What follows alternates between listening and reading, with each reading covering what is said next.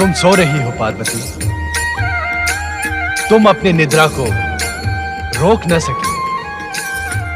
परम शिव तत्व और ब्रह्म ज्ञान की प्राप्ति के स्थान पर तुम्हें निद्रा ही प्रिय लगी। आश्चर्य है, हमारे प्रत्येक वचन पर हुंकार कौन भर रहा था? कौन है वो प्राणी जो हमारी आज्ञा के बिना इस दिव्य ब्रह्म ज्ञान के संदेश को सुनकर हुंकार भर रहा था? उपस्थित हो।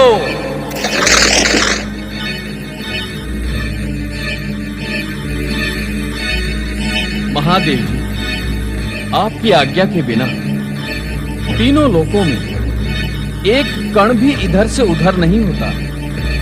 मुझे आपके डमरूनाद द्वारा इस स्थान पर पहुंचने का संदेश मिला। क्या आपकी इच्छा के बिना कपोत जैसा साधारण प्राणी इस भयानक शीत प्रदेश में एक क्षण में जीवित रह सकता है? इसके उपरांत भी यदि मैंने आपकी आज्ञा का उल्लंघन किया हो तो आप मुझे दंड दें भोलेनाथ। मैं पापी आपके दंड का ही योग्य हूं स्वामी। मन छोटा न करो ध्रुव। ये सारी माया हमने तुम्हें शाप मुक्त और ब्रह्म ज्ञान देने के लिए ही रची थी। ब्रह्म ज्ञान के लिए तुम्हारी पात्रता पहले ही निश्चित हो गई थी। अब तुम अपने गुरु के शाप से मुक्त हुए। ब्रह्म ज्ञानी ध्रुव ने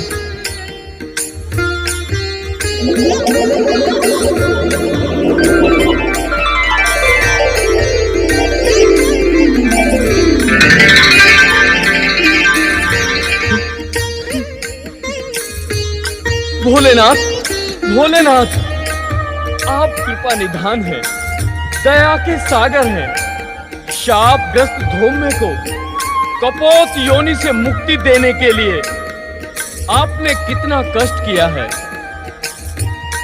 आप कैलाश से यहाँ आए।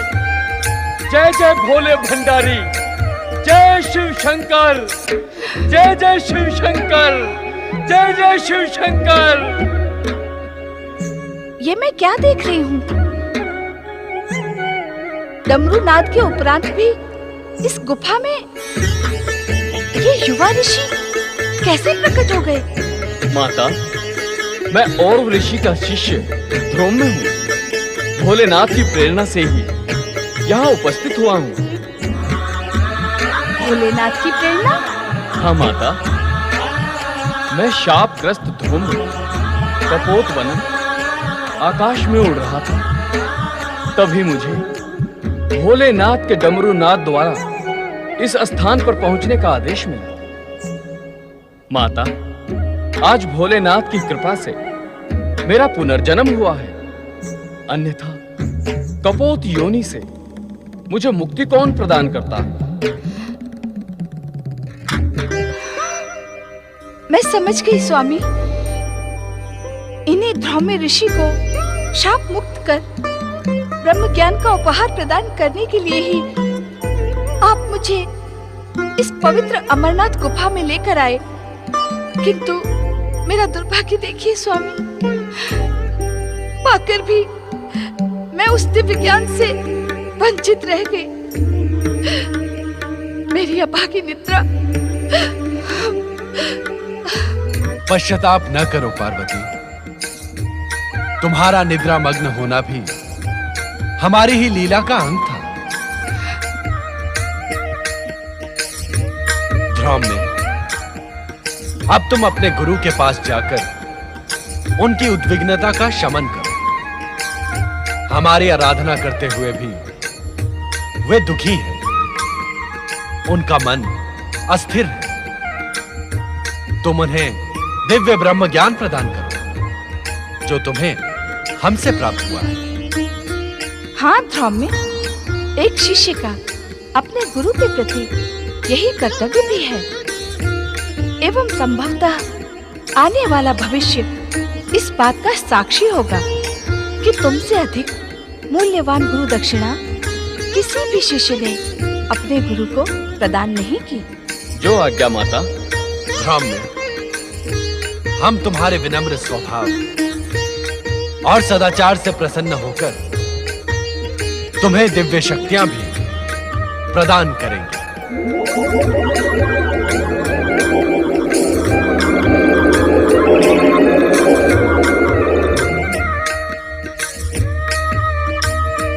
मैं आपकी इस महान कृपा के योग्य नहीं था भोलेनाथ।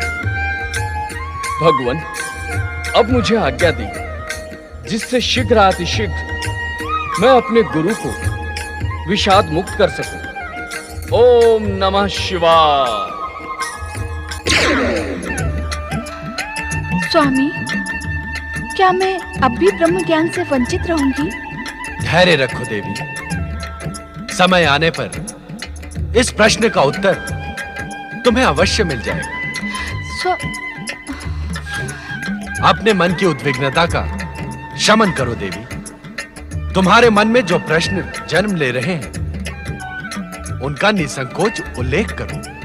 स्वामी, ये अमरनाथ गुफा आपके ब्रह्म ज्ञान प्रदान करने से ब्रह्म भूमि बन गई है। इसके शांत तथा आध्यात्मिक वातावरण ने मेरे मन को प्रफुल्लित कर दिया है।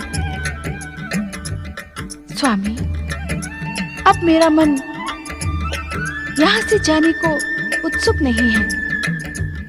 क्या हम इस स्थान पर अनिश्चित काल तक निवास नहीं कर सकते? तनिक अपने नंदी तथा अन्य शिव भक्तों के साथ ही उन प्रियजनों की भी चिंता करो पार्वती, जो अपने समस्याओं के समाधान के लिए हमारी शरण में कैलाश पहुंचते हैं। हमें कैलाश पर ना पाकर सभी भक्त एवं प्रियजन भी ब्रह्म ज्ञान के लिए प्रयत्नशील होंगे। इससे उन सबका कल्याण होगा। माँ के हृदय में ममता का ही वास होता है। जो ज्ञान तुम स्वयं प्राप्त न कर सकी, उसे अपने भक्तों को प्राप्त कराने के लिए कितनी ललायत हो तुम। तुम्हारी इच्छा का सम्मान करते हुए हम तब तक यहां निवास करेंगे जब तक तुम स्वयं कैलाश जाने की इच्छुक नहीं होती। किंतु क्या स्वामी? हम यहां इस रूप में न रहकर हमारे प्रतीक हिम निर्मित शिवलिंग में ज्योति स्वरूप में निवास करेंगे। जो आज्ञा स्वामी।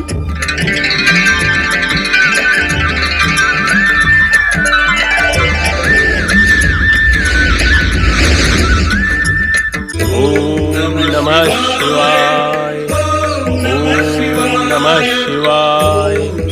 ओम नमः शिवाय। ओम नमः शिवाय। ओम नमः शिवाय। ओम नमः शिवाय। ओम नमः शिवाय। ओम नमः शिवाय। गुरुदेव और की जय हो। तुम? प्रणाम गुरुदेव। गुरुदेव, आपका शिष्य भगवान शिव की महान कृपा से आपके श्री चरणों में कपोत योनि से मुक्ति पाकर पुनः उपस्थित हुआ है। गुरुदेव, मैं आपके आशीर्वाद का आकांक्षी हूँ। तुम आ गए पुत्र, तुम आ गए।